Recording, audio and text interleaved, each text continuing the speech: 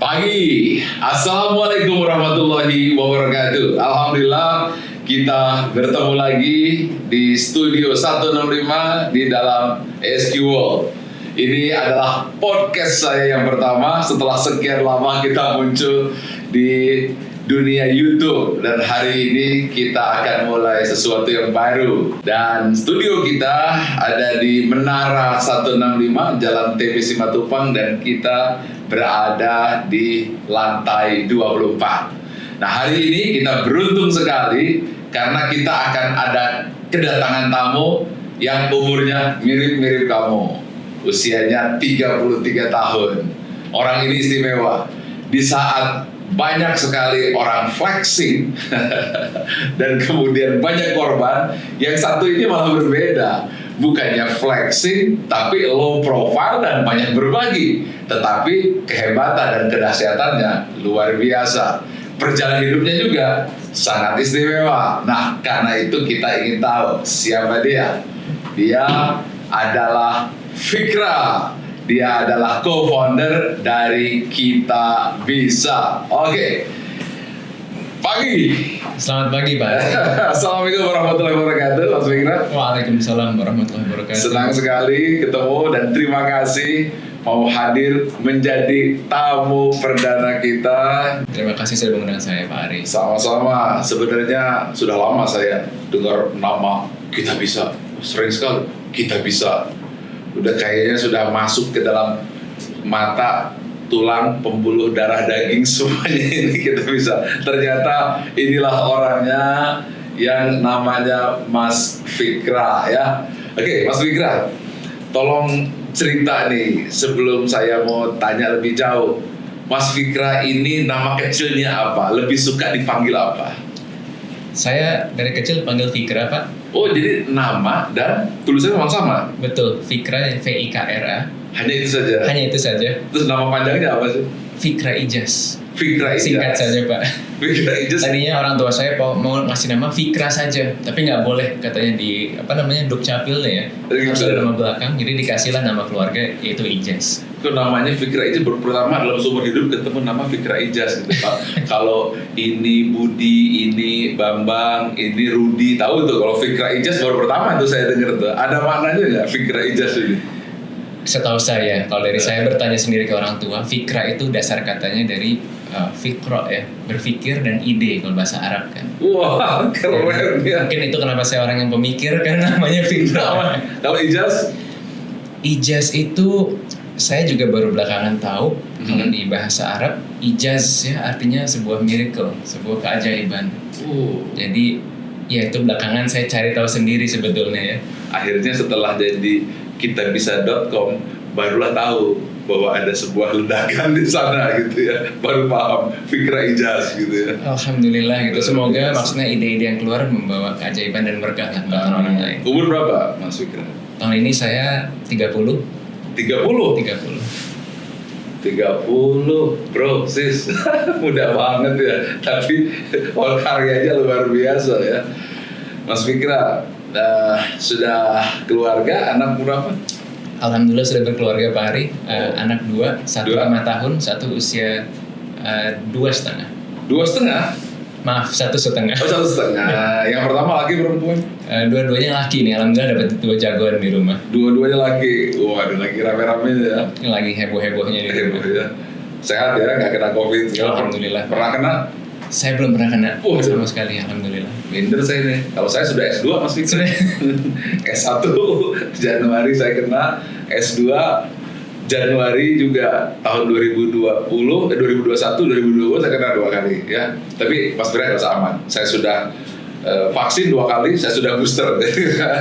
Alhamdulillah. Mas Fikra, saya pengen tahu latar belakang pendidikan nih. Ini sekolah di mana sih, kuliah di mana sih? Karena saya tahu dulu ketika SMA atau SMP ya sama anak saya Anjar ya, Anjar Yusuf Ramadan. Iya betul, saya waktu SMP pernah satu sekolah ya dengan Anjar di dulu namanya SBI Madania.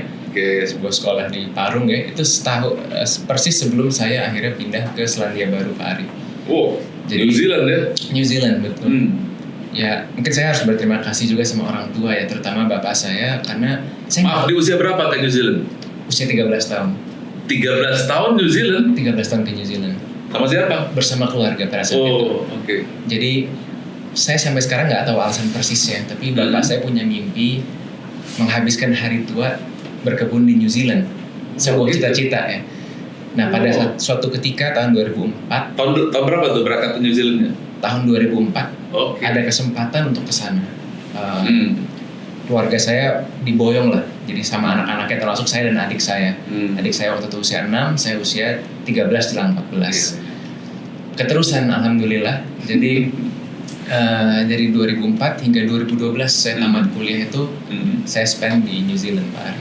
New Zealand, wow. Bukan kebetulan, saya juga ini penggemar berat New Zealand gitu. Saya dulu pernah berpikir, katanya kalau mau ngelihat surga di dunia itu pergi New Zealand gitu. Ini tempat yang istimewa.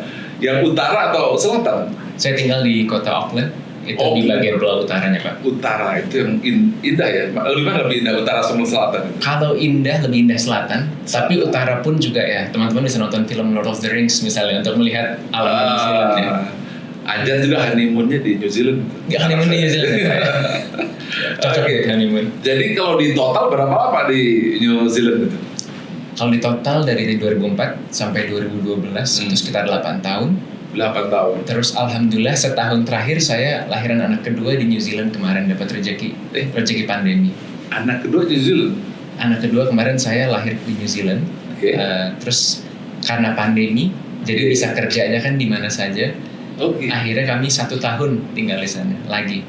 Sebentar. Jadi kan umur 13 berarti kan SMP SMA gitu di sana. Saya lulus kelas 1 SMP, jadi masuk kelas SMP 2, lalu pindah ke New Zealand, tapi di sana loncat langsung masuk SMA. Itu di situ SMA berapa tahun? Di sana SMA 5 tahun, jadi cukup unik sih di New Zealand. SMA 5 tahun. Nah. Kalau kita 5 tahun bermasalah kita ya. Kamu berapa tahun? 5 tahun. Nah 5 tahun berapa kalau 5 tahun? Di Indonesia cuma 3 tahun nih. Menarik, di New Zealand sistemnya itu SMP 2 tahun dan SMA 5 tahun. Tapi 5 tahun itu ada tahun terakhir semacam persiapan buat kuliah ya. Jadi ada opsional gitu. Kalau ada mau loncat ke kuliah langsung, kalau mampu silahkan. Kalau lebih pengen matang gitu juga bisa ambil year 7. Jadi 5 tahun itu normal ya? 5 tahun itu normal. Kalau di Indonesia kalau 5 tahun itu ekstra ya Pak. Kuliahnya di jurusan apa? Saya kuliah dulu di University of Auckland, ngambil business school-nya. Saya lulus dengan marketing dan international business. Tapi awalnya sebetulnya saya belajar finance dan accounting. Jadi, sebentar. Masuk finance accounting di Auckland University. Terus kemudian pindah atau gimana? Kalau bahasa anak startup zaman sekarang tuh pivot gitu ya. Jadi berubah haluan di tengah jalan. Kalau awalnya otak kiri banget, lulus dengan otak kanan karena lebih marketing dan international business. Menarik. Apa yang menyebabkan pindah dari dunia yang penuh logika, analitik, berhitung, statik, dan bicara tentang yesterday, kemudian bicara marketing yang sangat unik dan sangat inovatif gitu. Apa yang mendorong pivot seperti itu? Awalnya mungkin saya ngelihat kayak, kalau mau sukses karirnya tuh apa kira-kira jurusannya ya kan. Sebelum kuliah ada tuh ya sesi-sesi persiapan gitu ya untuk career preparation. Mungkin saya waktu itu masih pemikirannya kayaknya kalau sukses saya di bidang keuangan di finance accounting masa depannya cerah. Tapi setelah saya alami sendiri, saya nggak merasakan kebahagiaan saat belajar, Pak. Jadi kenapa? Saya cerita nggak? Saya fail satu mata kuliah gitu. Tapi biasanya kalau fail ngerasa ini karena saya nggak kerja keras atau saya ngerasa ini bukan hati saya nggak ada di sini. Dan mungkin saya punya privilege untuk bisa memutuskan itu karena di New Zealand mudah untuk pindah jurusan. Jadi pada saat itu saya decide kayaknya saya selama ini justru lebih merasakan kebahagiaan di mata kuliah yang sifatnya lebih kreatif ya, kayak marketing, kayak desain. Jadi akhirnya saya banting setir ambil marketing dan international business. Jadi kalau kamu pergi ke New Zealand katanya jumlah biri-biri atau kambingnya lebih banyak dari jumlah manusia ya? Betul ya? Itu bisa saya amini Pak Ari. Jadi betul ya. Tapi Pandangan luas gitu, hijau indah gitu ya. Di kota tempat saya tinggal sebetulnya kota Auckland lebih mirip Singapura lah. Orangnya cukup banyak. Bukan yang di selatan seperti di selatan lainnya. Tapi keluar sedikit bisa kelihatan. Pak Ari kan juga pasti sudah pernah di sana ya. Saya ke situ aja. Dulu saya juga pernah tuh berpikir mau ke sana, sampai mimpi mau ke sana gitu. Karena terlalu banyak sering melihat kalender gitu. Karena kalau kalender bagus tuh gambar-gambar New Zealand gitu ya. Luar biasa, beruntung sekali bisa merasakan indahnya New Zealand. Alhamdulillah Pak. Bisa cerita nggak sedikit apa sih perbedaan dunia pendidikan di New Zealand? Kemudian yang kedua, apa kondisi masyarakat, perbedaan seperti apa yang dibandingkan Indonesia ini agak dalam sedikit. Oke. Saya mungkin punya pengalaman yang terbatas ya Pak. Sekolah di Indonesia terakhir satu SMP di Madania. Itu pun saya sangat bersyukur karena menurut saya itu sekolah yang sangat bagus. Iya. Tapi satu hal yang paling buat saya shock waktu pindah, itu saya masuk ke kelas matematika. Ditanya mana kalkulatornya. Jadi seingat saya ingatan terbatas saya, kita harus ngafalin rumus kalau di sini ya. Di sana, waktu saya masuk ke kelas matematika, ditanya mana kalkulatornya, kok kamu malah nggak bawa? Jadi abis itu besoknya saya beli kalkulator gitu. Dan seterusnya itu pakai kalkulator. Artinya apa? Saya melihat dari kelas SMA pun kita lebih dilatih, diasah pemikiran kritisnya, bukan penghafalannya gitu. Betul. Karena seingat saya dengan ingatan terbatas saya di waktu sekolah di Indonesia banyak tuh harus ngafalin A, B dan C ya. Tapi di sana lebih banyak case studies, lebih banyak group work. Jadi di situ lebih diasah skill yang bisa diaplikasikan gitu. Ini menarik nih ya. Jadi cara berpikir, analisa lebih dilatih dibandingkan kita dulu ngapal rumus ya. Jadi ada juga mungkin kalau ditanya tahun berapa Pangeran Diponegoro berperang, pasti hafal semua. Tapi ini malah suruh kalkulator, dan kita nggak boleh pakai kalkulator. Menarik. Oke, ini pasti akan membentuk seorang Fikra ketika nanti dia akan jadi co-founder dari Kita Bisa ini. Oke, pernah kerja di sana? Alhamdulillah Pak. Jadi Di bagian apa? mulai pertama-tama menjadi loper koran. Karena kalau di New Zealand itu sangat umum anak sekolah sambil bekerja, sangat umum. Kalau di sini kan gimana gitu ya? Jadi untuk pertama kali saya tahu cara dapat duit di luar uang saku orang tua. Loper koran. Lalu saya kerja di sebuah fast food chain yang jualan ayam, mungkin Pak Ari tahu lah ya. Di situ saya belajar juga serving customers, bersih-bersih, di dapur juga. Saya pernah kerja di telemarketing, di telesales, jadi pernah mengalami banyak penolakan juga. Ini semua selama masih SMA Pak. Waktu kuliah saya kerja lagi itu magang di perusahaan internet startup Pak. Nah ini yang membawa saya ke dunia startup sampai hari ini. Nah, menarik gini. Apa yang dipelajari di situ? Jadi ketika bekerja dan berapa lama di situ? Ya, saya di tahun terakhir kuliah pada saat itu. Tahun kedua kuliah. Saya ada opportunity magang pada saat itu. Nah, yang paling menarik Pak, saya waktu itu saya lupa ya 19 atau 20. Saya magang baru 2 bulan. Lalu perusahaan saya ini, perusahaannya sudah tidak ada, namanya Gopher ya. Perusahaannya memang namanya startup kan 9 dari 10 gagal ya Pak ya. Tapi pada masanya mereka sangat fast growing. Dan mereka tuh punya rencana ekspansi ke negara-negara di luar New Zealand, salah satunya Indonesia. Dan disitulah saya dipanggil karena dia tahu saya anak magang dari Indonesia untuk diminta bantuan setting up perusahaan tersebut di Indonesia. Jadi pada set up perusahaan Pak. Tapi kan ininya marketing ketika awal masuknya itu bekerjanya gitu. Betul, saya tadi itu intern sosial media Pak, yang bikin komen-komenin kalau bikin post. Oh jadi benar-benar dari scratch betul ya, dari komen-komen gitu. Betul. Kemudian setelah itu naik ke... Ini zaman itu udah ada sistem. Kalau sekarang mungkin botnya udah canggih ya. Dulu anak magang disuruh komen-komenin di klien-kliennya gitu. Itu awal pertama masuk kerja. Betul. Kemudian setelah itu saat saya masih mengerjakan hal tersebut, saya diminta di waktu yang sama untuk membantu tim yang ekspansi ke Indonesia. Oke, saya mau tanya nih. Ketika komen-komen seperti itu di pikiran apa? Sudah kuliah sekian tahun, komen-komen apa ada di mindset atau di pikirannya Mas Fikra? Saat saya komen-komen di sosial media, waktu itu sih jadi diminta, kan perusahaannya itu bergerak di bidang periklanan digital. Jadi untuk klien-kliennya, saya sebagai anak magang perlu melihat produk-produknya lalu dikomentarin, memberi review gitu lah. Produk ini bagus karena apa?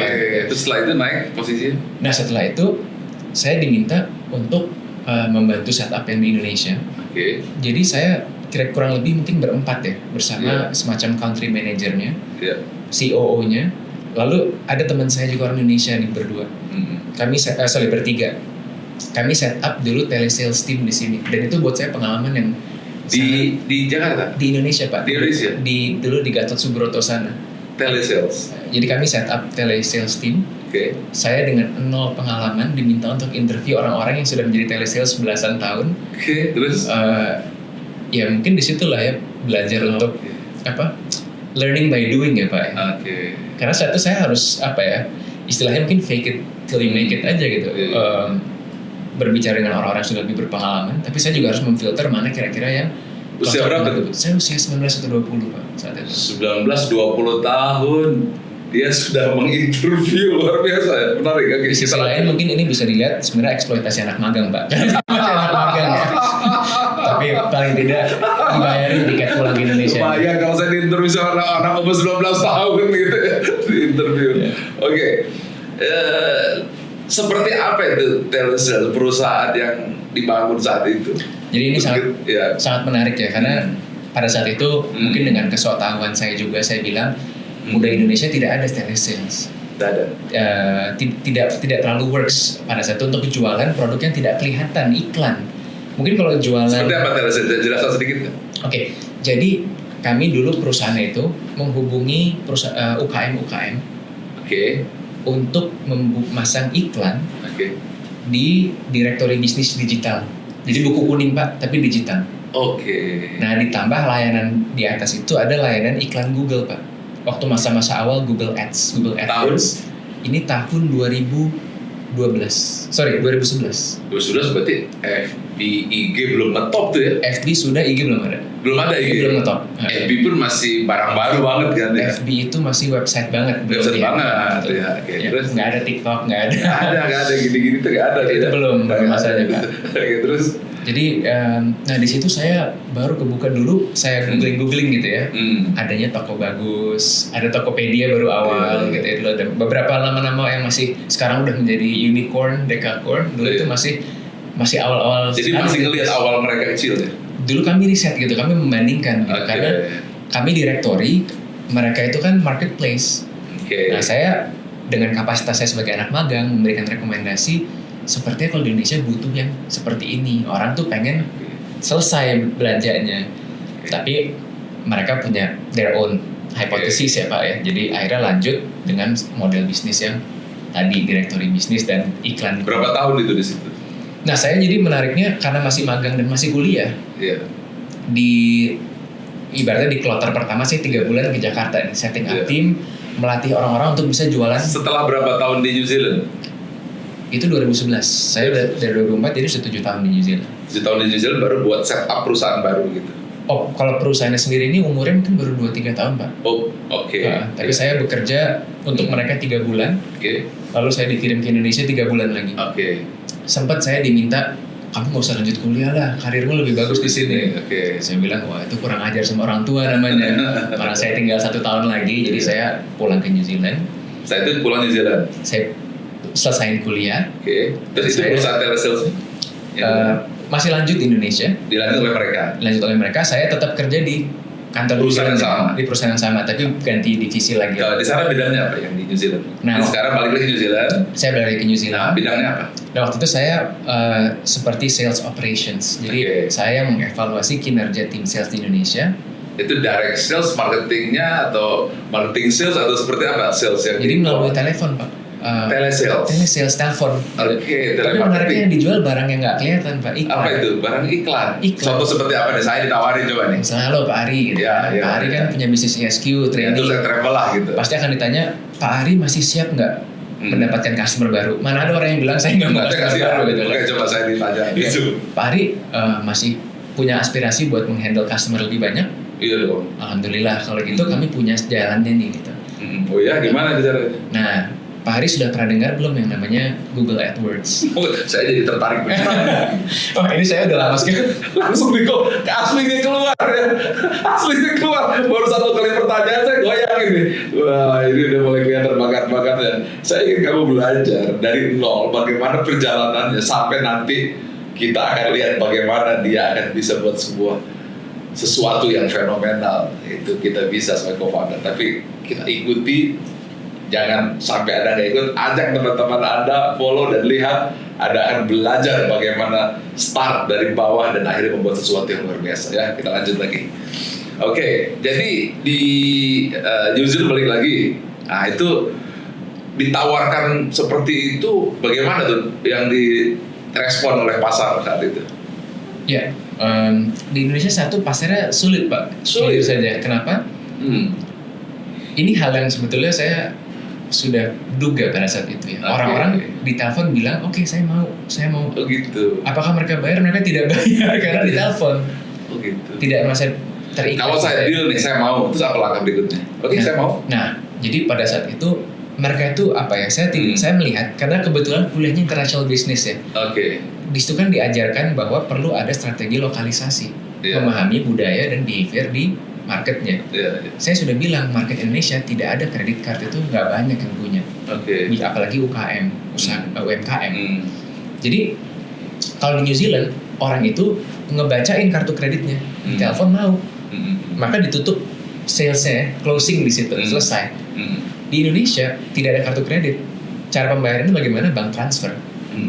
Nah, itu tidak ada yang bisa menjamin kapan transfer atau enggak. Karena sudah closing. Paling diingatkan kan, tapi tidak bisa apa-apa lagi gitu. Padahal sudah closing. Dulu kalau di perusahaan sales kan ada ngebel, ting ting ting, semua tepuk tangan gitu ya. Jadi saya tepuk tangan tapi di dalam hati ngeri-ngeri sedap juga gitu. Karena belum tentu closing. Karena figure salesnya dibukukan, figur koleksinya belum tentu terjadi. Nah, disitulah waktu saya kembali ke New Zealand sambil nyelesain kuliah, saya balik statusnya magang lagi. Waktu itu kan karena liburan jadi bisa full time, balik magang lagi. Saya analisa proses sales operationsnya. Nah, waktu itu mulailah akhirnya merekomendasikan mungkin harus ada tim yang tatap muka. Jadi bisa ngasih lihat langsung dari laptop, ngasih lihatnya. Ada beberapa yang dijalankan, ada yang tidak dijalankan, tapi singkat cerita setelah saya lulus, saya balik ke sini lagi ke perusahaan ini. Perusahaan balik lagi situ setelah lulus. Pulang ke Indonesia karena memang di perusahaan yang di Indonesia itu, telesales yang dibangun pertama itu. Betul, karena perusahaan meskipun dia perusahaan New Zealand, mereka menilai saya dibutuhkannya untuk membantu Indonesia.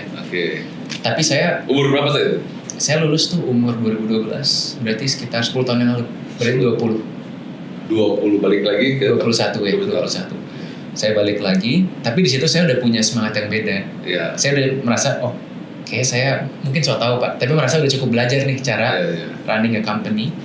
Jadi saya waktu itu balik dengan semangat, saya juga nggak boleh kalah sama orang New Zealand. Perlu memulai sesuatu yang membawa manfaat banyak juga.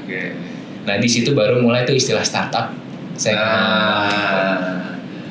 Game dimulai di sini nih, ya kelihatan sudah mulai transformasi di sini. Kita bisa melihat bagaimana pembentukan seorang leader, seorang entrepreneur yang saya bilang socialpreneur, Anda sudah dapat ya. Kalau Anda belum dapat, Anda ulang lagi dari awal tuh apa yang tadi saya tanya supaya Anda dapat inspirasi dasarnya.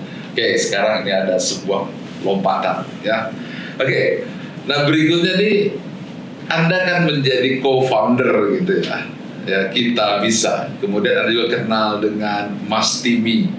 Bisa ceritakan lompatan dari pertama seorang mahasiswa, kemudian akhirnya menjadi seorang profesional di telesales, balik lagi ya jadi ke New Zealand, terus kemudian akhirnya balik lagi ke Indonesia, kembali lagi dan kemudian membuat sebuah lompatan. Tolong cerita bagaimana asal muasal sehingga akhirnya lahirlah sesuatu yang kelak akan menggoncangkan Indonesia ini. Kita bisa. Jadi waktu saya pulang lagi Pak, saya pulang ke Indonesia lagi untuk kerja di perusahaan ini yang cabang Indonesianya. Tapi mindset saya pada saat itu saya harus memulai sesuatu sendiri gitu ya. Apa yang men-trigger tiba-tiba seperti itu? Saya sudah nggak ingat jujur Pak Ari ya. Saya sudah nggak ingat. Tapi saya pernah lihat, saya tuh pernah nge-archive Facebook chat saya, history Facebook chat. Dan saya pernah lihat chat saya di zaman kuliah. Saya cerita ke teman saya, suatu hari nanti saya mau berada di bidang teknologi yang membawa kebermanfaatan sosial. Itu yang saya tulis ya. Tapi saya nggak ingat kenapa nulis itu. Saya tanya lagi sebentar. Udah mulai makin dalam nih. Kenapa kok bidang sosial diucapkan tiba-tiba nih? di tengah seorang profesional di telesales gitu kan, dunia marketing, tiba-tiba ada sentuhan kata sosial ketika orang-orang sedang sibuk apa ya, anak muda sekarang tuh apa istilahnya tuh kalau pamer kaya-kaya itu kan pamer flexing gitu, tiba-tiba ada swingnya aneh gitu kan. Bisa cerita ya ada satu titik tertentu yang mungkin ada di dalam perjalanan hidupnya Mas Fikra? Ya, ini menarik Pak Ari. Saya mungkin beberapa kali pernah ditanya juga, ada titik tertentu kah atau ada pengalaman? Saya nggak ingat sama sekali sebetulnya ya apa, tapi gitu aja ya. kalau saya bisa tarik balik, saya selalu ada keinginan ya untuk dalam menjalani hidup saya nggak hanya buat diri sendiri, tapi saya nggak tahu titiknya apa yang mengarahkan ke sana. Tapi ada drive di situ ya, dorongan. Oke, kemudian cerita. Oke. Gimana tuh akhirnya ketemu, kemudian lahir, dan sekarang kita sudah tahu lah apa itu kita bisa. Oke, singkat cerita seperti ini. Saya akhirnya keluar dari perusahaan itu Pak, karena saya merasa kalau saya di sini terus tahun nanti berapa itu keluar? 2013. Okay. Saya akan terlalu nyaman, karena saya bisa dibilang untuk fresh grad pendapatannya alhamdulillah Pak pada saat itu cukup baik, nyaman. Jadi kalau saya keterusan kayaknya nanti masuk comfort zone nih, gitu. Jadi saya memberanikan diri untuk keluar untuk mencoba beberapa project loh. Alhamdulillah nggak ada yang berhasil Pak, project sendiri ini. Apa itu projectnya? Semua hidup hanya di PowerPoint aja. Jadi saya bikin kayak konsepnya seperti ini. Di luar negeri misalnya ada apa, misalnya traveling marketplace saya bikin gitu kan. Sekarang ada Traveloka gitu. Sempat bikin itu? Bukan sempat bikin Pak, sempat mengkonsep aja. Karena nggak tahu cara mulainya gimana Pak. Saya bukan software programmer gitu ya, bukan computer engine, software engineer. Jadi saya hanya bisa bikin konsep, sharing lah ke orang, mungkin calon investor. Tapi alhamdulillah nggak ada yang jadi gitu ya. Sampai suatu ketika berapa kali coba? Wah, dihitung. Kalau saya buka laptop lama saya mungkin ada tuh semua arsip-arsipnya konsepnya. Ada 2, 3, 4, 5 atau di bawah 5, di atas 5? Ada mungkin 5-6 konsep lah yang saya seriusin ya. Oke, terus? Saya sambil paruh waktu biar hidup bantu-bantu ada bapak saya punya ada project sampingan juga, tapi itu lumayan lah buat apa namanya. By the way, bapak itu kerja siapa?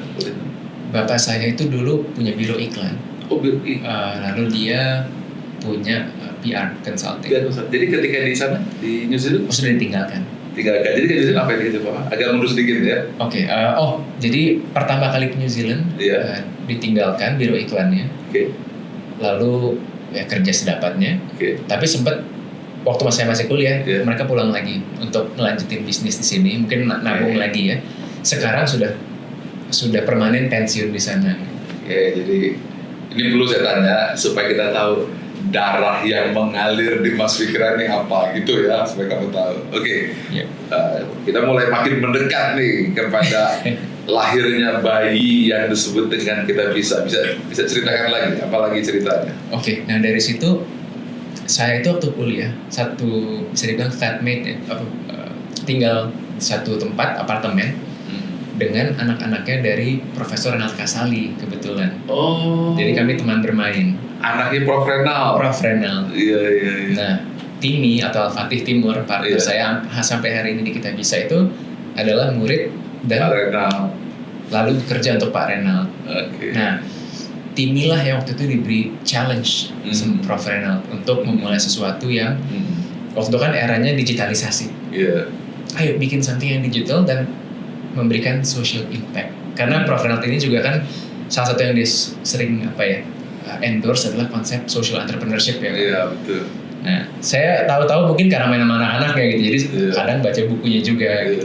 Ketemulah suatu ketika Prof Renald bilang, "Kamu harus ketemu sama anak saya." Tapi bukan anak kandung, ini maksudnya anak yang kerja sama saya, Timi gitu ya. Disitulah ketemu sama Timi. Timi umur berapa saat itu? Saya sama Timi itu satu angkatan lah. Jadi umur sama Timi ya? Kami kelahiran 191 lah. Jadi Timi pun sekarang umurnya 30 ya, 31 sama ya, 31 juga ya. Nah, waktu itu Timi cerita lagi menggarap si Kita Bisa ini. Dikasih lihat dulu sama Prof Renald diberikan satu kantor kecil lah di rumah perubahannya ya. Dipresentasikan sama Timi di sana apa ide dan konsepnya. Saya jujur waktu itu juga masih kayak coba menyerap ya. Tapi entah kenapa ya, saya pas dengar kata Kita Bisa, itu saya keinget terus gitu Kita Bisanya. Jadi Timi sudah memulai Kita Bisa, tapi dulu mungkin teman-teman awal itu udah pada cabut gitu Pak. Iya, nggak tahan Masing-masing lah ya, dengan pertarungannya gitu. mencari karir yang lebih pasti tepatnya Pak. Saat ini belum ada kepastian. Karena kita bisa belum jelas konsepnya mau ngapain. Oke. Apakah ini sebuah gerakan sosial, apakah ini sebuah tech startup, nah itu belum jelas Pak. Iya. Nah, tapi saya ingat kok ya dari pitch-nya Timmy, konsep kita bisa itu masuk sekali sama saya. Gitu. Apa yang masuk dan kita bisa itu? Nah itu goib Pak, saya nggak tahu apa. Apa itu? Sesuatu yang mendrive, yang men-trigger sebuah driver yang akhirnya yes saya masuk situ. Pasti ada sesuatu.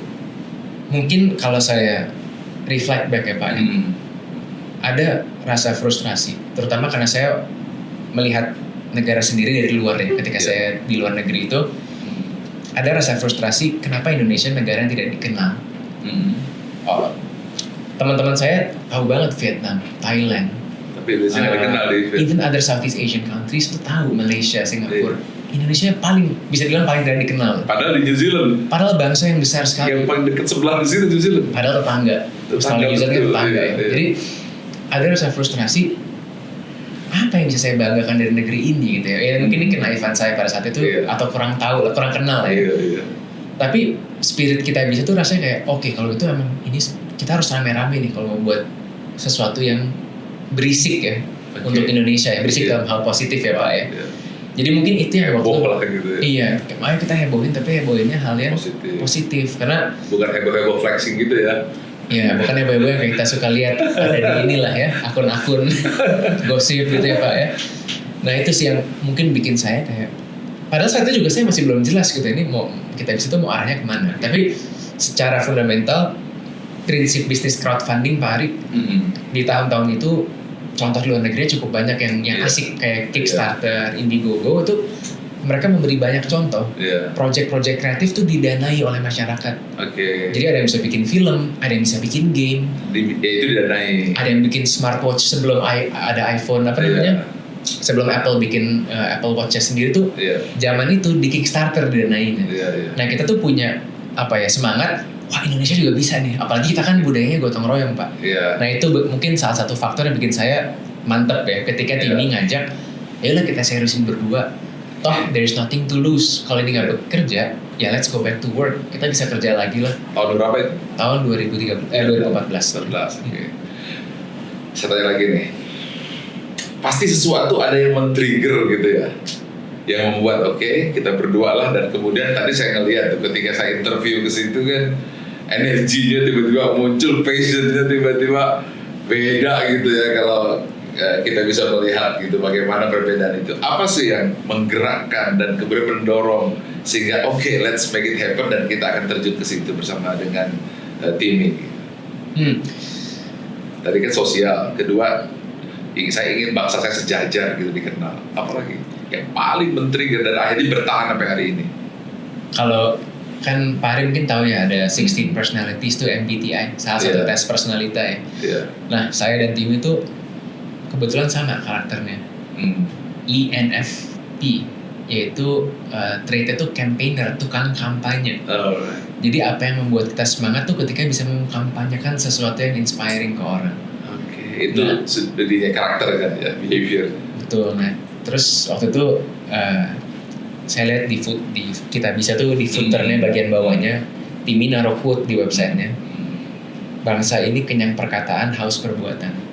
Jadi buat saya kayak wah ini bentuk kita berbuat lah. Berbuat dengan kapasitas yang kita miliki untuk negeri ini. Oke, sekarang berarti strength berdua ini. Strength itu adalah karena DNA-nya gitu ya, yaitu suka campaign gitu. Tetapi pasti campaign itu kan sebuah tool, sebuah cara, sebuah mekanisme. Tapi tentu ada sesuatu yang ingin di-campaignkan di hati gitu. Apa itu yang ingin di-campaignkan saat itu? Kan kita bisa memilih, saya mau campaignkan keberadaan Indonesia dengan cara ini gitu. Saya ingin campaignkan seperti itu. Tetapi ada sesuatu yang menarik, kelihatannya ada sebuah driver dalam diri. Kalau istilahnya Pak Renald Kasali itu ada driver dalam hatinya yang membuat Anda ingin melakukan sesuatu melalui katakanlah kelebihan Anda untuk campaign berdua dengan Timmy. Kalau Timmy itu pengagum Bung Hatta. Pak Ari. Alright. Dia selalu mengutip Bung Hatta dan gotong royongnya. Gotong royong. Kalau saya pribadi, saya punya apa ya? Saya punya rasa miris ketika bangsa yang sangat kaya, yang sangat diberkahi seperti Indonesia ini sangat mudah disurut konflik, Pak. Sangat mudah dipolarisasi. Kita banyak lihatlah sejarah gitu ya. Tapi alhamdulillah hingga ini bangsa ini masih bertahan gitu kan dengan kebinekaannya. Nah, saya yakin gitu ya. Kebaikan itu hal yang paling universal di dunia ini. Jadi melalui kita bisa, saya punya barang yang universal. Tidak peduli siapa latar belakang Anda, apa agama, apa suku, apa status ekonomi, bisa melakukannya bersama-sama. Jadi ketemu tuh gotong royongnya tadi Timmy itu ya. Oke, Timmy gotong royong, kedua campaign. Nah, jadi sudah ketemu dua DNA kekuatan gitu ya. Oke, terus apa lagi yang paling mendorong akhirnya? Jadi saya melihat ini menjadi miniatur di mana Indonesia yang beragam tapi bersatu, Pak. Di Kita Bisa itu kan nggak peduli, ada yang donasi atas nama hamba Allah, ada yang nulis doanya pakai Bismillah, ada yang sadu, ada yang pakai Allah Tuhan Yesus misalnya. Semua mendoakan dengan bahasa masing-masing, mendoakan untuk kebaikan seseorang, mendoakan untuk memberikan harapan bagi mereka yang lagi butuh. Nah, itu yang membuat saya, inilah miniatur Indonesia. Oke. Nah, ini yang membuat saya semangat untuk selalu mengkampanyekan ya kita bisa gitu. Jadi kalau saya lihat ya, jadi ada dua kekuatan kunci nih. Satu, keinginan gotong royong dari Mas Timmy sebagai strength ya. Kemudian Mas Fikra, saya ingin mempersatukan kebersamaan dan kita mampu untuk menyatukan dari berbagai golongan, kalangan, agama gitu. Kekuatan mana yang paling menentukan gitu, bahwa sesuatu itulah yang sebenarnya calling saya. Kalau buat saya pribadi, tadi yang kalau tadi kan sudah tertibis, saya bisa tebak lah kira-kira calling dia adalah gotong royong. Kalau Mas Fikra? Iya, saya tadi sih merasa yang saya sebutkan tadi Pak Ari ya. Jadi yang kita ini kan ya balik lagi apa sih tujuannya? Semua juga bakal ada final chapter-nya gitu ya, bakal tutup usia juga. Nah, sebelum sampai sana sebenarnya apa yang kita cari? Nah, saya merasa mungkin kalau bicara legacy ya, legasinya ya kalau saya diingat saya ingin bisa menjadi sebuah reminder ya bagaimana kita bisa bersatu untuk hal yang baik-baik. Udah itu aja. Simpel, luar biasa ya. Jadi, tapi ini power di belakang kita bisa yang mungkin baru hari ini juga saya tahu ya. Jadi ya itulah pentingnya mengapa kita harus interview ini Mas Fikra supaya kita bisa tahu ya.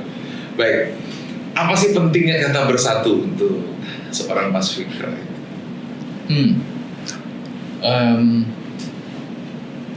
Saya nggak tahu ya, saya juga nggak mau bilang kayak semua tuh harus bersatu, enggak. Tapi kan atau ya, bahkan tuntunan dari agama ya, saya bilang Muslim ya juga dibilang kita diciptakan berbeda-beda loh. Tapi untuk mengenal. Dan yang paling baik adalah yang dari sisi perbuatan baiknya gitu ya, paling bertakwa, yang saya mau menerjemahkannya artinya ya berlomba-lomba dalam kebaikan. Tapi kalau berlombanya bersama-sama, kebaikannya kan bisa makin teramplifikasi, Pak. Gitu. Makanya kalau di Kita Bisa itu kami selalu bilang kindness at scale. Karena kebaikan itu semua orang bisa berbuat baik. Tapi kalau sendiri-sendiri mungkin kurang kerasa. Kan suka ada yang bilang kayak apa? Gue bisa apa sih? Begitu. Kira-kira apalah saya kalau zaman dulu bilangnya remah-remah apa gitu, remah-remah rempeyek, ranginan, macam-macam lah. Tapi kalau bersatu, di situ kan orang bisa melihat bahwa oh dampaknya memang datang dari kecil-kecil, tapi karena menyatu jadi kerasa ya. Kenapa itu penting sih? Ya mungkin buat seorang Fikra. Buat saya apa penting? Kenapa itu begitu dalam sekali buat seorang Fikra? Mungkin itu yang saya merasa apa ya,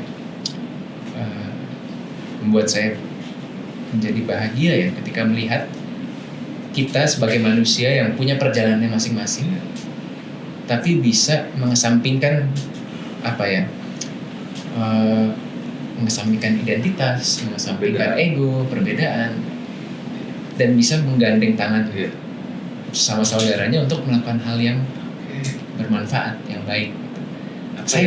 Apa yang dirasakan Mas Fikra saat ini ketika bicara satu kata bersatu dan kemudian bersama-sama hari ini, menit ini, apa yang dirasakan?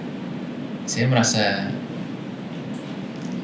semangat Pak, Semangat, merasa energized deh. energize. Dan merasa humble juga mungkin ya, humble mungkin karena menyadari ya kesempatan yang diberikan ya untuk saya bisa punya wadah yang bisa menyalurkan. Ceritakan kepada saya melihat energi yang di dalam hati Mas Fikra ketika bicara tentang bersatu, kebersamaan. Bisa cerita kepada saya ke depan seperti apa yang ingin dilihat, dirasakan melalui kelak kita bisa ini menjadi toolsnya. Tapi saya ingin menemukan apa your intention atau niat terdalam dan energi apa yang membuat Anda lakukan ini. Energinya saya juga nggak tahu ya Pak Arya, tapi saya selalu berpegang ya kita di sini kan dalam kehidupan ini bisa kita lakukan adalah berikhtiar yang terbaik ya Pak. Yeah. Jadi insan yang terbaik. Yeah. Kita turunkan ke muka bumi untuk menjadi khalifahnya gitu. Ya, kadang kalau ngeliat diri sendiri emang layak lu jadi khalifah gitu ya. Jadi dan menurut saya tadi ya persatuan itu salah satu bentuk level tertingginya manusia, karena saya pernah baca, saya nggak tahu source-nya, mungkin Pak Ari lebih paham. Di piramida Maslow itu setelah self actualization katanya sebenarnya ada lagi self transcendence. Ketika kita sudah melebihi kepentingan buat diri saya sendiri saja, tapi sudah melihat di luar saya ada apa lagi. Nah itu yang saya lihat, oh mungkin ini versinya kalau di Islam insan kamil gitu ya. Manusia terbaiknya itu adalah ini mungkin ya. Atau saya juga alumni SQ kan Pak ya. Mungkin di sini God zone-nya gitu kan bisa teraktivasi sehingga kita bukan lagi hanya sekedar manusia yang mengejar ego dan ambisi, tapi betul-betul menjadi ya khalifah yang as intended gitu ya. Apa yang dirasakan sekarang melihat itu di God One? Yang saya rasakan ya mungkin syukur ya Pak ya. Rasa syukur karena ya alhamdulillah saya dikasih kesempatan ada di perjalanan ini saat ini. Oke. Gotcha. Jadi inilah yang disebut dengan spiritual power-nya yang dari tadi saya coba gali selama lebih dari sekian puluh menit ya. Jadi kita ingin mencari the inner drive-nya dia. Drive yang membuat dia menjadi unstoppable. Kita sudah ketemu satu kata, yaitu bagaimana kata bersatu, bersama, dan itu menjadi sebuah kekuatan yang kelak akan membuat dia melakukan sesuatu yang dahsyat ke depan. Inilah spiritual power, inilah inner voice, inilah meaning, inilah calling. Kadang saya menamakan dalam buku ASQ God spot, titik Tuhan, dia menemukan itu. Atau mungkin kalau di dalam bahasa agama dia menemukan sifat-sifat keilahian. That's the energy. Kita akan lanjutkan secara langkah-langkah konkret bagaimana spiritual power, God zone, titik Tuhan atau wilayah Tuhan yang ditemukan dalam dirinya dan terbukti akan Big Bang ke depan. Alhamdulillah kita masuk di sesi pertama yang tadi luar biasa. Kalau Anda perhatikan bahwa apa yang sudah kita dapatkan adalah 3 dimensi. Dimensi pertama adalah bagaimana lingkungan membentuk seorang Fikra. Bagaimana pengalaman hidupnya yang kemudian ia bekerja dan juga belajar dalam dunia marketing, tapi scratch di dalam dunia marketing yang dimulai dari start yang paling sederhana, menjawab semua yang masuk di dalam emailnya dan seterusnya. Kemudian juga terjun juga dalam dunia profesional, membangun sebuah usaha, tempat-tempatnya bekerja, dan kemudian bapaknya juga ternyata punya sejarah seorang entrepreneur, dan dari situ kita gali lebih dalam lagi, ternyata ada menemukan sebuah mutiara, sebuah kekuatan besar, yaitu 3 kata. 1, bersatu. 2, gotong royong. 3, kemampuan untuk kebersamaan. Dan itu yang disebut dengan istilahnya Mas Fikra, God Zone. Kalau dalam ASQ menamakannya God Spot. Dalam coaching dinamakan Inner Drive.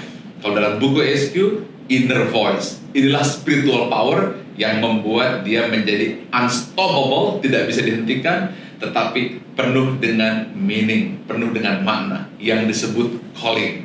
That's it. Tetapi tidak berhenti di sini. Kita lanjutkan lagi di alam nyata. Oke, Mas Fikran. Ini menarik ini. Jadi kita dapat pembelajaran ya, khususnya rekan-rekan yang sedang menyaksikan. Mudah-mudahan Anda akan dapat bahwa di balik kekuatan ternyata bukan kekuatan flexing yang selama ini digaung-gaungkan, tapi jadi kekuatan inner drive itu yang menjadi unstoppable ya. Oke, berikutnya setelah menemukan dorongan dalam hati di mana saya merasa kekuatan ketika saya bisa menyatukan masyarakat, kemudian memberdayakan dengan keberagaman, kemudian dengan bersatu maka dia bisa melakukan sesuatu di mana orientasinya untuk membangun nama bangsa Indonesia, kemanusiaan, bahkan juga tadi Mas Fikra bicara tentang pengabdian saya kepada Tuhan sebagai seorang hamba yang harus mengabdi. Itu luar biasa. Artinya secara emotional intelligence bahwa untuk bangsa negara dan sesama, tapi secara spiritual juga ingin melakukan sesuatu yang kelak akan dikembalikan kepada Sang Pencipta. Ini luar biasa. Nah, tentu tidak cukup kita di alam spiritual, akhirnya kan harus di alam intelektual, alam emosional, dan akhirnya lahirlah kita bisa. Tolong ceritakan bagaimana kelahirannya. Baik Pak. Jadi setelah tadi ketemu dengan Timi, kita bisanya itu sebetulnya sudah ada Pak, bentuknya website. Oh. Sudah ada, dulu namanya kitabisa.co.id. Sudah ada. Jadi tapi saat itu seperti apa kondisi saat itu? Ya, nah saat itu masih belum tahu mau dibawa kemana Pak. Jadi belum ada klien, belum ada itu. Ada project-project kebanyakan dari referensi dari Prof. Renald atau teman-teman dari Timi di kuliah gitu ya. Tapi belum kelihatan ini barangnya akan jadi apa ke depannya. Bisakah kita berdua betul-betul memang di sini dan hidup dari sini juga? Karena biar bagaimanapun di tahun yang sama kami sama-sama berencana berkeluarga. Itu berapa itu? Di usia berapa itu? Tahun 2014 Pak. Umur? Jadi di usia 8 tahun yang lalu, 22. 22 ya. Kami menikah cukup muda lah ya, dengan masing-masing istri ini. Jadi di tahun yang sama kami ini kebetulan gitu ya, karena kami juga berkenalan juga relatif baru ya. Tapi kebetulan sudah punya rencana yang mirip di tahun yang sama, akan berkeluarga. Jadi kami punya motivasi lebih untuk menemukan kayak kalau gitu yuk kita buktikan ini bisa nggak menjadi tempat kita berkarya yang juga memberikan penghidupan ya buat keluarga. Oke, sebentar, ini terlalu menarik untuk tidak saya bungkus untuk Anda. Jadi inilah yang selama ini menjadi dua hal yang dipertentangkan, yaitu nilai-nilai kebaikan spiritual, tetapi juga nilai kemanusiaan harus berkeluarga. Bagaimana ini disatukan? Ya, dua kutub yang berbeda disatukan. Satu sisi bicara kemanusiaan, sosial, mengangkat nama negara, bangsa, agama, dan juga nilai-nilai pengabdian kepada Tuhan. Tapi satu sisi mau menikah. Menarik. Ayo kita lanjutkan. Nah sekarang bagaimana itu mengkombinasikan itu? Satu sisi, saya ingin berbagi, saya ingin memberikan kontribusi, saya ingin menolong sesama, saya ingin mengangkat nama negara, tapi saya mau kawin juga gitu. Gimana nih teknisnya menyatukannya? Alhamdulillah Pak Ari, jadi mungkin yang paling patut saya syukuri adalah saya punya dan Timi punya mertua juga itu sama-sama mendukung lah dengan aspirasi kami ya. Kami pitching juga visinya apa, kami mau ngapain. Hari ini memang mungkin kondisinya masih memprihatinkan, tapi insya Allah ke depan ada jalan. Nah, alhamdulillah diterima. Maksudnya mereka merasa ya karena niatnya baik, insya Allah ada jalan. Jadi diberi dukungan ya untuk melanjutkan rencana menikahnya. Apa yang dilakukan gitu supaya bisa diterima kan? Saat itu ya artinya tidak seperti sekarang. Kalau sekarang kan ngelamar udah diterima lah ya karena sudah mapan. Tapi saat itu gimana? Di usia 20 tahun, 22 lah katakan. Saya juga ya jujur mungkin ya campur tangan Allah Subhanahu wa taala ya, karena ya mertua saya keduanya sangat baik dan sangat suportif. Kami waktu itu sudah ada penghasilan. Jadi kita bisa tuh awalnya diberi semacam modal kecil lah sama Prof. Renald untuk kalian find your way gitu ya.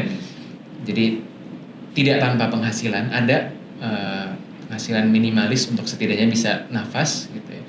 Kalau di bahasanya anak startup setidaknya tiap hari bisa makan ramen, kalau di sini mungkin Indomie gitu ya. Tapi dari situ ya itu yang kami ceritakan gitu, bahwa Jujur apa adanya ya? jujur apa adanya. Kami sangat terbuka. Tidak pameran flexing ya, nggak ada ya? Tak ada yang bisa di flex juga Pak. Nggak ada di flexing kan ya? Oke. Dan ya mungkin ya saya juga bisa bilang privilege saya adalah keluarga saya pun juga mendukung ya. Jadi kayak ya udah kalau misalnya memang belum bisa tinggal sendiri ya nggak apa-apa, bareng keluarga dulu aja. Yang penting kan niatan berkeluarganya adalah untuk kebaikan ya, gitu, untuk ya niatan yang diminta untuk diklarifikasi lah, nawaitunya udah bener belum nak? Oke, setelah kita tadi terjun dari tempat yang ada ke dalam samudera spiritualitas masuk ke God zone gitu, God spot, fitrah, spiritualitas, inner drive, kita sekarang naik lagi ke atas. Oke, yaitu dimensi intelektual. Tolong cerita bagaimana kita bisa ini akhirnya mewujudkan spiritual power atau inner drive, the driver yang ada di hati dari Mas Fikra. Akhirnya terwujudlah yang disebut kita bisa, dan bahkan juga ada kita jaga. Tolong ceritakan koneksinya. Saat yang bersamaan juga harus nikah. Menarik ini, 3 dimensi, satu kesatuan. Baik Pak, tahun tepatnya 2014 Pak Ari, kami tadi ya sempat sama-sama punya timeline untuk menikah. Sudah dapat restu juga dari mertua masing-masing. Jadi ya kami insya Allah ya berniat teruskan gitu ya. Tapi di sisi yang lain kita bisanya belum menemukan bentuknya dan formatnya. Kami pun juga dulu Prof. Renald kan mengarahkan ini mesti menjadi social business, social enterprise. Jadi memang kalian punya misi sosial, tapi ya harus bisa mandiri dong, menghidupi dan menjadi punya fuelnya gitu ya, agar sustainable gitu. Nah itu wejangan dari beliau yang kami pada saat itu belum terlalu ngerti cara manifestasinya seperti apa. Pada satu titik bahkan setelah kami berdua pun menikah ya, kita bisa ini juga masih belum certain gitu masa depannya. Tahun berapa itu saat itu? Itu 2014 ke 15 masuk gitu ya. Tapi ya mungkin ini yang saya juga dalam beberapa kesempatan ceritakan ya Pak Ari. Kami ya sangat bersyukur lah saya dan Timi, karena masing-masing dari istri kami sangat begitu pengertiannya ya, dan begitu percayanya, mungkin percaya atau kasihan saya nggak tahu ya, tapi mudah-mudahan buy-in impian sudah buy-in terhadap aspirasi ini, sehingga ada satu titik modal awal yang kami diberikan ya oleh Prof. Renald itu sudah habis. Uang dari menang mungkin ikut lomba-lomba, dulu kan ada kompetisi kompetisi ini juga sudah habis. Padahal pada saat itu kita sudah ada sekitar 3 karyawan. Nah, jadi start berapa karyawan dulu? Dulu 1 karyawan. 1 karyawan. Tahun 2000, bahkan ini udah dari 2014 awal. Okay. Nah, karyawan ini bisa dibilang karyawan super lah, yang mengerjakan banyak hal yang saya dan Timi tidak bisa lakukan. Ada namanya Ira Purwo, itu dia statusnya legenda lah kalau di Kita Bisa. Sekarang sudah tidak di Kita Bisa, tapi ya dari 1, 2 jadi 3. Tapi pada saat itu secara kita sebutnya kalau di dunia startup tuh runway atau cashnya sudah mau habis gitu, bahkan sudah menjelang habis. Akhirnya kami lakukan untuk karena belum bisa menemukan orang yang mau memodali Pak. Dulu Kita Bisa kalau ke perusahaan cari ini bisa nggak ya danai sebagai project CSR, nggak ketemu juga gitu ya. Cari grant ke foundation, dibilangnya kalian seperti tech company. Lalu kita berbicara sama para pemodal ya, modal Ventura, dibilangnya ini sepertinya sosial, kalian coba jadi diputar-putar lagi saja gitu ya. Sementara belum ketemu nih gimana cara hidupnya. Alhamdulillah akhirnya istri saya dan istri Timi memperkenankan untuk apa istilahnya ya, uang angpau pernikahan yang dikumpulkan itu untuk nge-finance runway Kita Bisa beberapa bulan ke depan gitu ya. Angpau dipakai barokah betul itu angpau ya. Insya Allah. Jadi itu salah satu yang membuat kami dapat nafas ekstra. Tapi kami berdua juga tahu ya, kalau ini pun habis sudahlah, mungkin memang takdirnya, qadarullohnya kita nggak ada di sini gitu. Nah ya memang sejak itu saat itu qadarullohnya dibantu oleh salah satu mentor kami ya, Zaki dan Fajrin, yang kebetulan juga mungkin Zaki Bukalapak. Sekarang Fajrin Bukalapak yang sekarang jadi direktur di Telkom ya, direktur muda di Telkom. Nah, mereka berdua itu mentor kami. Mereka memperkenalkan ke salah satu venture capital, dan ini setelah berbulan-bulan mencoba mencari siapa yang mau memodali Kita Bisa nih, biar kami bisa khusyuk mencari modelnya seperti apa, nggak ketemu. Terus di-connect oleh Fajrin dan Zaki kepada salah satu venture capital ini, dan hanya dalam satu telepon dibilang, oke, kami sudah lihat ini di Amerika modelnya jalan, oke, kami akan dukung kalian. Langsung aja dukung. Itu kami speechless betul Pak Ari, karena itu satu telepon, dulu belum ada Zoom, pakainya Skype. Di telepon Skype itu setelah kami bengong berdua, kan orangnya udah left dari call, saya sama Timmy bengong, ketawa-ketawa aja kayak ya ampun, ternyata bisa begini ya gitu. Ternyata ada orang yang bisa percaya hanya dari melihat, di market lain ini jalan. Terus begitu aja. Kalian di endorse oleh orang yang saya percaya, yaitu Zaki dan Fajrin. Gitu. Oke, kalau gitu saya mau mengamanahkan modalnya ini. Dari situlah akhirnya kami punya nafas yang lebih panjang untuk bisa memikirkan, oke, kita bisa nih mau dikembangkan ke arah mana.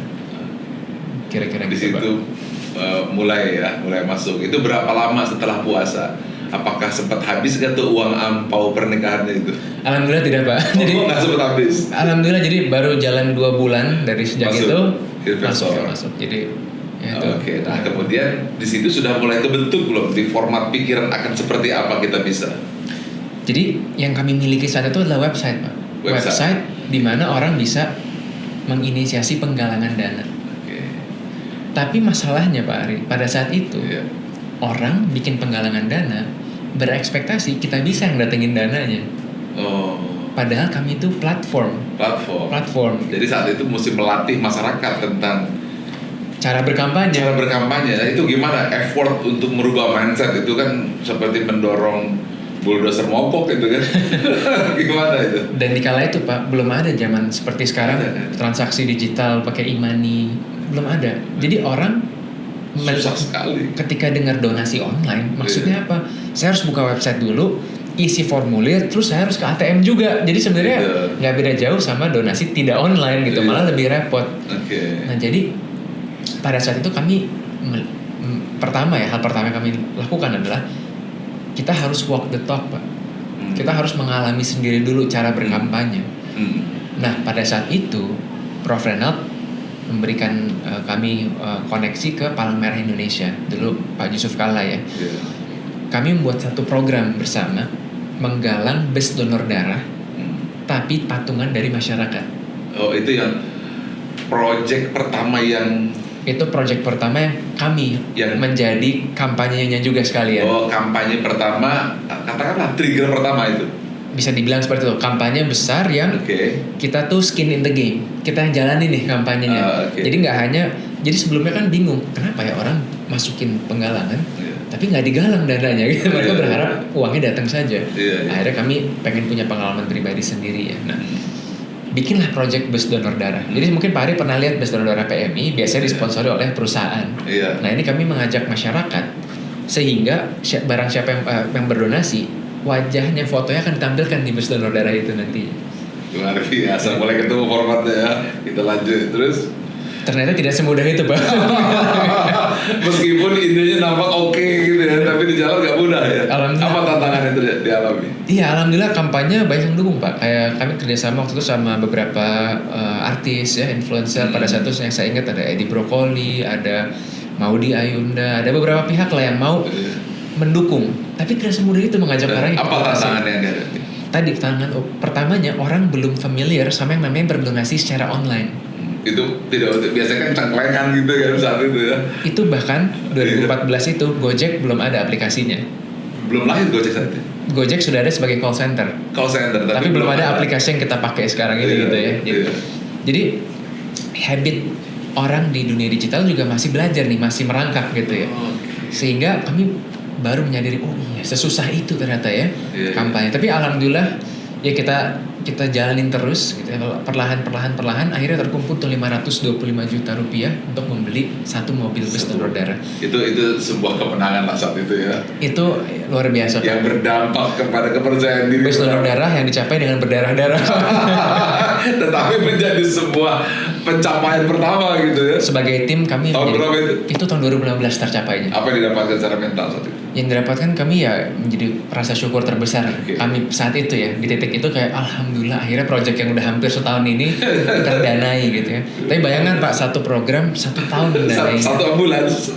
Mungkin zaman sekarang ya orang udah biasa gitu Biasa, transaksi saat online. itu gitu kan. Saat Luar itu biasa. luar biasa gitu. Jadi tapi pelajarannya banyak sekali Dapat pada saat can itu. do spirit di situ ya. Satu can do spirit, tapi kedua juga mempelajari behavior masyarakat. Apa sih yang bikin orang mau donasi? Apa yang bikin orang Bisa tergerak? cerita apa behavior masyarakat sehingga akhirnya kelak itu akan menjadi embrio di kita bisa kan akhirnya, dan kemudian dia membesar. Ya. Bisa cerita nggak? Ini ketemu substansi essence-nya seperti apa itu? Ya. Akhirnya menjadi kita bisa kelak gitu kan. Yang besar menurut saya. Nah, Salah satu pelajarannya Pak Ari yang mungkin ini berlaku hingga kini ya. ya. Kepercayaan masyarakat itu bisa diakselerasi ketika ada sosok figur yang bisa dipercaya. Gitu. Ini bermata dua gitu. Iya, iya. Karena kita bisa lihat kasus yang hari ini orang yang dipercaya mengendorse sesuatu taunya barang yang tidak bagus juga ada. Iya. Tapi di kita bisa pada saat itu peranan dari mungkin kita sebut saja artis atau influencers ya, Iya. yang berkontribusi itu sangat besar untuk orang mau, oh oke saya percaya karena A dan B dan C ini mendukung gitu ya, dan ikut berkontribusi juga. Nah sejak itu kami melihat oke, berarti orang mungkin di awal skeptik apa nih kita bisa, tapi ketika melihat ada orang yang dipercaya atau pihak yang dipercaya menggunakan, maka confidence mereka naik Pak. Oh ini legit nih gitu ya, ini Iya. bukan abal-abal gitu ya. Iya. Nah sejak itu kami coba menggandeng beberapa pihak, baik itu lembaga maupun tadi pihak-pihak individu seperti artis atau influencers untuk berkolaborasi sama kita bisa. Contohnya, tadi saya cerita ya, bus donor darah sekitar 500 juta terkumpul 1 tahun. Di tahun yang sama, tahun 2015, setelah Idul Fitri tahun 2015, kalau Pak Ari masih ingat, pernah ada kasus di mana ada masjid di Tolikara, Papua yang terbakar. Oh tahu itu. Sempat agak ramai itu ya. Nasional tahu semua itu. Ya, nasional sempat diberitakan lah di Iya, harian iya. apa media nasional ya. Iya. Seperti biasa netizennya nggak berubah sampai hari ini, ramai gitu di sosial media ya. Iya. Nah pada saat itu kami melihat ada seorang Panji Pragiwaksono, Iya. dia ngepublikasi di blognya Iya. artikel mengenai merajut persatuan. Jadi justru dia membuat argumentasi, justru kalau lagi ada konflik seperti ini kesempatan kita buat merajut persatuan. Nah kita kontak waktu itu, Bang Panji mau nggak ngajakin sekalian orang donasi ngebangun lagi aja Bang Masjid Tolikaranya. Kita nggak serahkan deh kalau urusan siapa yang salah ke yang berwenang. Tapi masyarakat daripada marahnya dipakai buat bangun lagi fasilitas yang rusaknya. Dalam 3 hari Pak Ari terkumpul 300 juta. 3 hari. 3 hari. Bandingkan tadi bus donor darah Setahun. 1 tahun Apa faktor pembeda seperti itu? Nah, kami mengamati ada pihak yang dapat dipercaya. Oke, satu. Memang ada waktu itu sosok Panji dipercaya oleh banyak orang, gitu ya. Ajakannya hal yang sudah didengar secara luas, karena udah diberitakan di media nasional. Jadi orang tidak ragu lagi ini benar adanya, gitu ya. Dan yang ketiga, memang ada semangat perlawanan gitu. Apa yang mau dilawan? Perpecahan sebetulnya. Bukan suku, bukan agama gitu ya. Perpecahan itu sendiri. Betul, ada konflik seperti ini menjadi opportunity buat kita menunjukkan sisi terbaik dari manusianya. Nah itu yang menjadi viral. Itu yang membuat orang di komentar-komentarnya semua pesannya pesan perdamaian. Semua pesan itu waktu saya lihat itu ya, momen itu momen yang kayak moment of greatness lah ya. Betul, gratitude lebih tepatnya Pak. Syukur gitu ya. Akhirnya platform ini terpakai untuk misi yang diinginkan, ketemu formatnya. Disitulah dari situ mulai tergulung Pak. Mulai orang kenal. Itu kan gulungan kedua. Nah, tolong satu gulungan lagi sebelum jadi gulungan besar. Gulungan apa lagi ketiga? Mungkin ada banyak, tapi saya mau highlight satu gulungan Pak. Yaitu gulungan ketika kami menemukan orang-orang yang membuat penggalangan di Kita Bisa itu ternyata paling umum tujuannya adalah untuk membiayai biaya pengobatan. Jadi ironis Pak, ketika di awal kami tidak pasang kategori bantuan medis. Nggak ada. Karena apa yang Pak Ari rasakan kalau ngelihat foto-foto orang sakit, miris sedih gitu ya. Nah kami ingin kita bisa semangatnya perjuangan, semangat gitu. Jadi dulu kami tidak bikin kategori itu, ada kategori lainnya. Tapi dari penggalangan yang masuk secara organik atau maksudnya tidak ada iklan, tidak ada upaya tertentu, terus saja masuk penggalangan yang ditujukan untuk membiayai biaya pengobatan.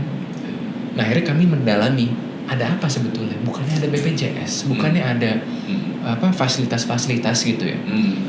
Nah di situ terbukalah bahwa memang banyak di tengah masyarakat yang masih punya kesulitan untuk bisa mengakses biaya untuk mengobati. Itu mulai dari keluarga-keluarga kecil nih, yang anaknya lahir prematur punya kondisi bawaan, yang orang tuanya mungkin punya penyakit kronis sehingga butuh treatment jangka panjang. Nah kami turun di situ, kami mulai Pak sering ke rumah sakit. Terjun ke rumah sakit. Terjun. Ya, jadi biasanya kami terjunnya bareng NGO ke program tertentu. Nah ini kami lebih banyak turun ke rumah sakit Pak. Di situ kami ketemu pasien, di situ kami ngobrol sama pemilik manajemen rumah sakit, ketemu sama kasir rumah sakit, sama suster untuk tahu seperti apa sih realitanya gitu ya. Dan di situ kami melihat, oh ini ada peranan baru gitu. Kita bisa memfasilitasi ini bukan untuk mengangkat kesedihan, tapi untuk memberi harapan. Karena ini orang-orang yang udah minjem sana sini, gitu kan. Pun yang udah punya asuransi biasa udah tidak punya harapan juga itu kan. Bisa dibilang udah hopeless. Disinilah menjadi sumber harapan baru bagi mereka. Inilah menjadi calling baru kita pada saat itu Pak Ari. Nah ini mungkin salah satu gulungan terbesar ya Pak ya. Setelah itu? Karena hingga hari ini hampir setengah dari penggalangan yang ada di Kita Bisa itu untuk biaya medis, untuk biaya kesehatan. Bisa cerita akhirnya, pertama kan saya lihat ada sebuah private juga ya, dari ambulans, kemudian tolikara gitu kan. Akhirnya orang yang sakit dan kemudian akhirnya snowballing, betul nggak sih begitu kalau disimpulkan? Iya, itu gulungan-gulungannya bisa disimpulkan seperti itu. Ya. Oke, nah kemudian bisa cerita nggak sekarang ini seperti apa pergerakan itu, dan akhirnya siapa sih di Indonesia yang nggak kenal Kita Bisa gitu ya?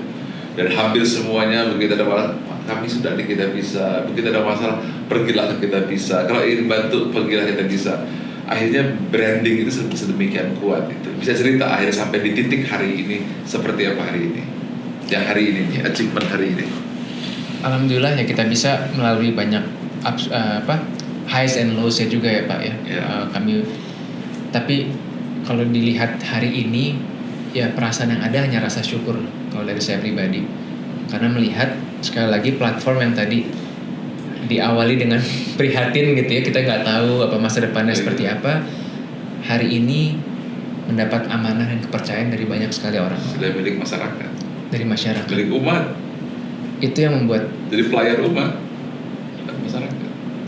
Itu yang membuat saya ya nggak pernah berhenti bersyukur ya Pak ya. Tentu tantangan ada, gitu, tantangan sehari-hari.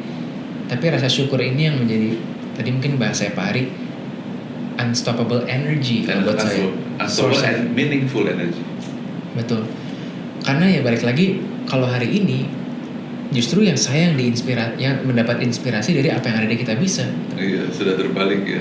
Dari orang-orang baik yang membuat penggalangan, berbagai lembaga. Ternyata kita jadi banyak kenal sama banyak lembaga sosial di lapangan yang wah itu luar biasa loh. Maksudnya kami bisa dibilang sebisa mungkin terjun ke lapangan, tapi kami sebenarnya pemain belakang layar Pak. Kami membuat platform. Platform. Ini orang-orang banyak yang hidupnya didedikasikan buat menolong orang lain di level lapangan ya Pak.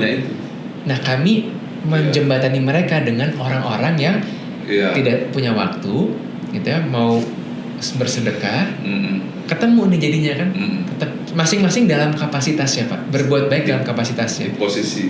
Tapi saya ketika dibilang wah Kita Bisa, kalian keren mengabdi sosial, saya ngerasa nggak ada apa-apanya sama orang-orang yang betulan di lapangan membantu menyalurkan dana-dana yang terkumpul ini. Oke, sekarang ini kan sudah bulan Maret 2022 tanggal 2 ya. Dan dari perjalanan awal ketika hanya satu orang staff gitu ya, berapa tahun dibutuhkan sampai dengan hari ini? Sampai hari ini berarti sudah kayak masuk tahun ke-9. Tahun ke-9. Tahun ke-9 Pak, alhamdulillah. Dan sekarang alhamdulillah bahwa Kita Bisa sekarang sudah jadi milik masyarakat. siapa saja punya kesulitan datang kita bisa, siapa yang mau berbagi kita bisa. Dan kemudian ya seperti halnya kalau mau masuk ke FB, masuk ke IG di Indonesia ada kita bisa. Apa rasanya sudah mencapai apa yang didapatkan hari ini? Di mana kita bisa melihat dan menyaksikan sebuah impian itu mulai nampak menjadi kenyataan. Nomor satu yang sudah pasti tadi syukur ya Pak, itu nomor satu selalu. Tapi yang kedua juga merasa ada tanggung jawab lebih. Okay. Kenapa tanggung jawab? Karena nggak semua diberi kesempatan untuk bisa punya wadah seperti kita bisa. Dan kalau kami berhenti merasa puas dan complacent ya, merasa udah cukup deh, artinya kami tidak memaksimalkan pemberian dari Allah. Wadahnya ya. Ini kan kami dititipin. Sebenarnya kita bisa, bagi saya titipan aja. Kebetulan saya operatornya. You are chosen one. Nah, artinya ada rasa tanggung jawab tersebut untuk memberikan yang terbaik, yang lebih. Apalagi manfaat kebaikan yang bisa dijembatani oleh kita bisa. Nah, itu yang menjadi tantangan bersama di dalam tim kita bisa. Ya, alhamdulillah kalau sebagai platform donasi, platform crowdfunding tadi dipercaya oleh masyarakat. Lalu apa? Pertanyaannya adalah lalu apa? Lalu kamu mau bawa kemana? Lalu manfaat apa lagi? Nah, itu sebenarnya menjadi tidak pernah berhenti. Insya Allah tidak akan pernah berhenti. Unstoppable. Insya Allah. Kemudian akhirnya kan berkembang menjadi kita jaga. Nah, tolong ceritakan antara kita bisa, kita jaga. Kalau kita jaga ini hal yang baru yang saya juga ingin tahu nih. Ya. Kemudian sempat ramai juga gitu kan, sebuah usaha yang luar biasa dari kita bisa, kita jaga. Tolong kita kasih penjelasan tentang effort di kita jaga ini. Apa misinya, apa harapannya, dan apa yang dilakukan di sana. Baik Pak. Jadi ya ini mungkin salah satu bentuk usaha kami ya, atau ikhtiar kami menjawab lalu apa lagi. Kami melihat selama ini kebanyakan di kita bisa itu ada orang yang butuh bantuan baru digalangkan dananya. Nah, pada satu titik kami melihat di masyarakat banyak loh praktek-praktek yang sifatnya itu mempersiapkan atau antisipatif kalau ada kejadian-kejadian darurat. Misalnya praktek jempitan, urunan, uang kas kalau mungkin di masjid atau di keluarga. Hingga kami waktu itu riset bersama teman-teman di ojek online, mereka pun juga punya kecrekan namanya. Jadi kalau ada sesama ojol yang celaka itu, dari dana itu mereka bisa bantu langsung. Nah, konsep ini kami digitalkan dengan sebuah program yang kami namakan pada saat itu Saling Jaga, Pak. Awalnya Saling Jaga. Awalnya namanya Saling Jaga. Tolong menolong antar donatur dari penyakit kritis. Nah, jadi kami mulai di situ Pak Ari. Kami melihat orang tuh donasi Indonesia nomor 1 lah. World Giving Index posisinya nomor 1 di tahun 2021 kemarin. Iya betul. Jadi turun naik, tapi tahun kemarin kami Indonesia itu nomor 1 lagi di negara paling dermawan sedunia menurut Charities Aid Foundation. Luar biasa tuh, baru saya tahu juga. Jadi kalau soal kedermawanan, semangat bersedekah, Indonesia second to none. Gak usah di-argue lagi, gak usah didebat. Tapi sekarang ini banyak flexing gitu, gimana tuh ya? Jadi setelah dia berbagi terus dia flexing gitu ya, setelah pamer, setelah dia memberi, itu gimana pandangan Mas Fikran ya, sebagai co-foundernya Kita Bisa? Oke. Saya mungkin kalau melihat fenomena orang yang menunjukkan kedermawanannya, saya akan berusaha untuk tidak menjudge karena saya nggak tahu niatnya. Bijak sekali. Tapi saya melihat minimal kalau di Islam itu kan menampilkan sedekah boleh, tidak menampilkan juga baik. Tapi jangan berlebihan ya.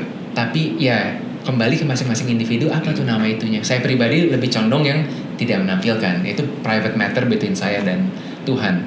Tapi bagi orang-orang yang ya kalau saya berhusnuzon niatnya agar menginspirasi orang lain bisa berbagi sebanyak itu, tidak apa-apa. Tapi kalau niatannya untuk menyombongkan diri dan lain-lain, ya mudah-mudahan bisa diluruskan gitu niatnya. Tapi ya kalau di Kita Bisa sih alhamdulillah Pak, kami lihat trennya lebih banyak orang donasi sebagai hamba Allah, anonim gitu ya. Saya lihat sendiri. Karena takut mungkin ya ada kehati-hatian agar tidak ria ya. Ya artinya ini kan sengaja ini kita ingin Kita Bisa dimunculkan di era flexing begitu ramai gitu ya. Apa tanggapan Mas Fikran terhadap fenomena yang semakin lama kayaknya menjadi bahan pembicaraan tentang flexing, kemudian dia sosial, kemudian tapi akhirnya ke sana gitu. Ada pesan khusus nggak? Iya. Saya sepengetahuan terbatas saya mengenai flexing ya. Selalu flexing itu kan memamerkan ya gitu ya, keunggulan atau hal tertentu, apakah itu harta. Saya melihatnya gini. Sekarang ini kita hidup di zaman yang anyone has a more equal opportunity, Pak. Saya nggak bilang semua orang punya opportunity sama. Masing-masing orang punya privilege-nya sendiri. Tapi kita playing field-nya semakin setara karena adanya internet. Nah, ini mungkin kayak efek sampingnya ya. Orang tuh pengen nunjukin bahwa lihat saya berusaha keras, saya berhasil. Dan flexing ini saya rasa budayanya tidak baru kok, tapi medianya semakin mengamplifikasi.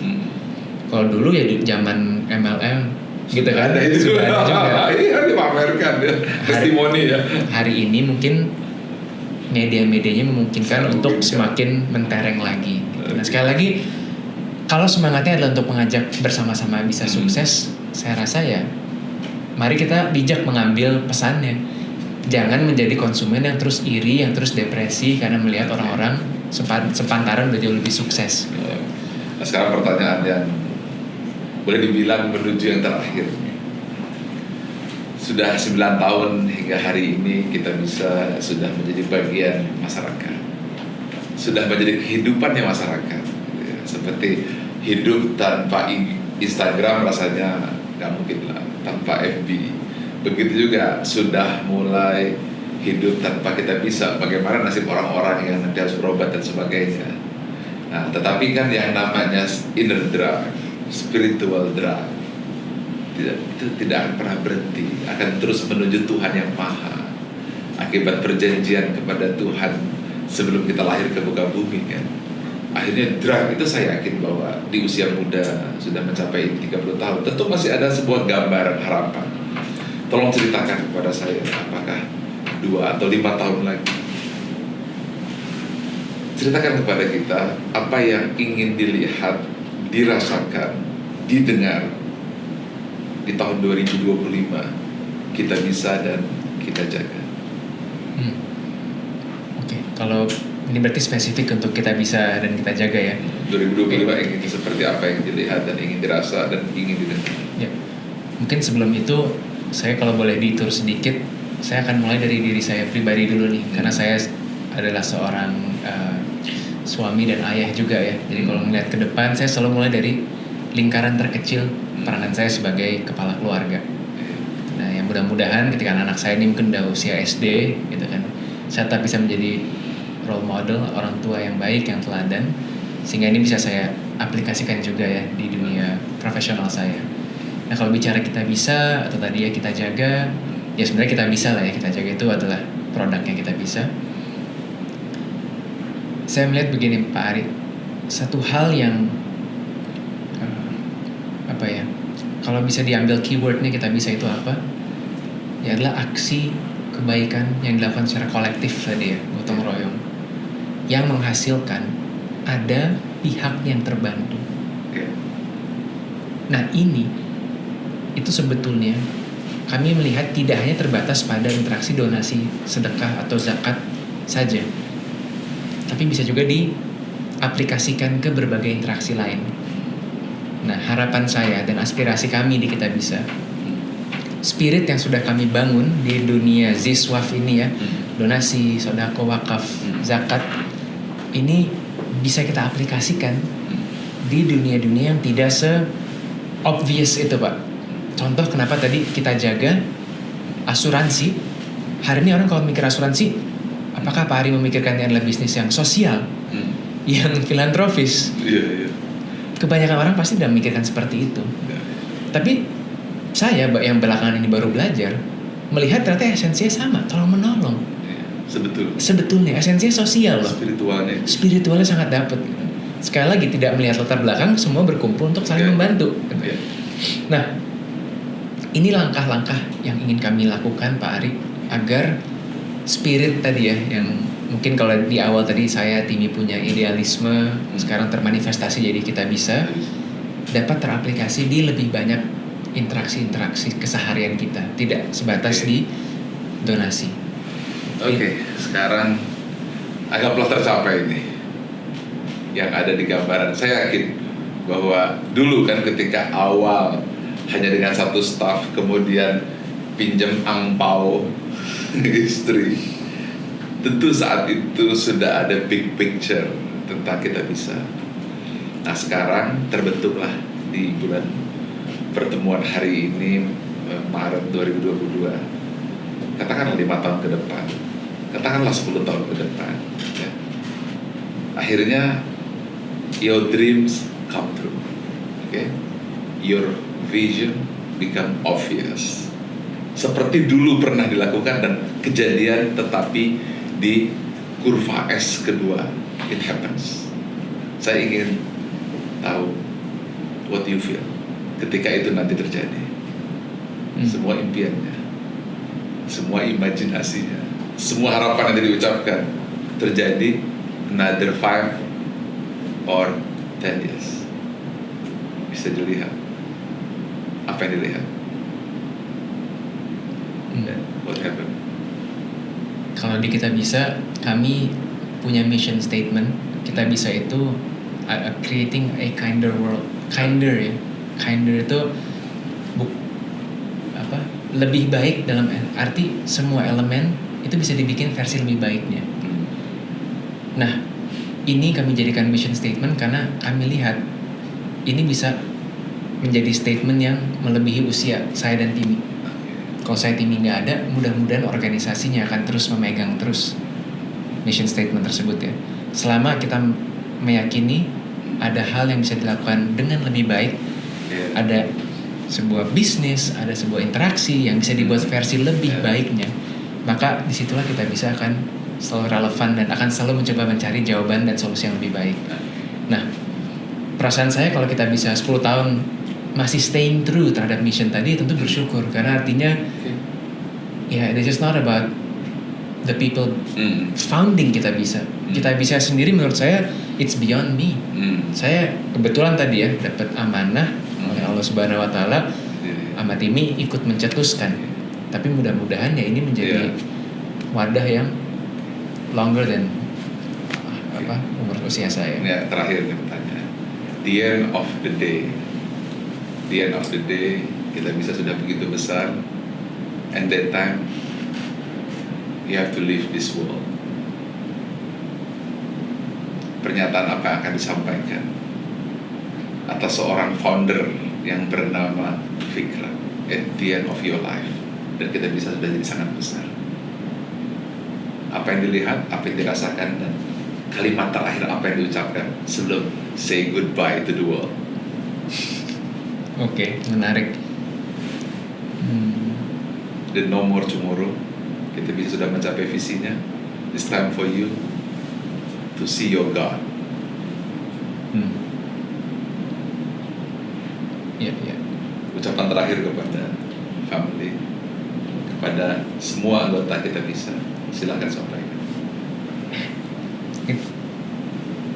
Dan kalau bahasa Inggris ya Pak ya, saya pesannya ya choose kindness, pilihlah kebaikan sebisa mungkin ya. Selama kita punya kemampuannya, ya choose kindness in this world, karena kindness itulah hal yang paling dasar dari kita sebagai manusia. Saya choose kindness. Ada Isa di situ, ada Abraham, your son, dan ada juga your wife. Silakan sampaikan. Ya, saya akan menyampaikan Abraham, Isa, dan istri. Ya, buat Ellen, Kai, dan Max, I love you guys. Semoga kalian semua melanjutkan hidup ini dengan penuh kebaikan, dengan penuh kasih sayang, dengan penuh harapan, dan memberi berkah manfaat buat orang banyak di sekitar. Itu aja. Wah, terima kasih, luar biasa. Terima kasih Pak Ari. Fikra, co-founder kitabisa.com. Kita berikan applause dulu untuk beliau, luar biasa. Jadi apa yang disampaikan speechless. Jadi dari mulai awal kebangkitan yang tadi kita gali, di mana dia punya 3 kata mutiara, 3 kata kunci yang disebut dengan God Zone. Sebagai kesimpulan saya akan sampaikan, yaitu kita bisa sendiri. Artinya bangsa ini mampu, asalkan kita bersatu dan asalkan kita gotong royong. Itu diucapkan di awal-awal di usianya masih 20 tahun. Dan kemudian dia terus menjadi energi unstoppable, menjadi energi yang tidak terhentikan sampai dengan hari ini kita bisa sudah menjadi milik masyarakat.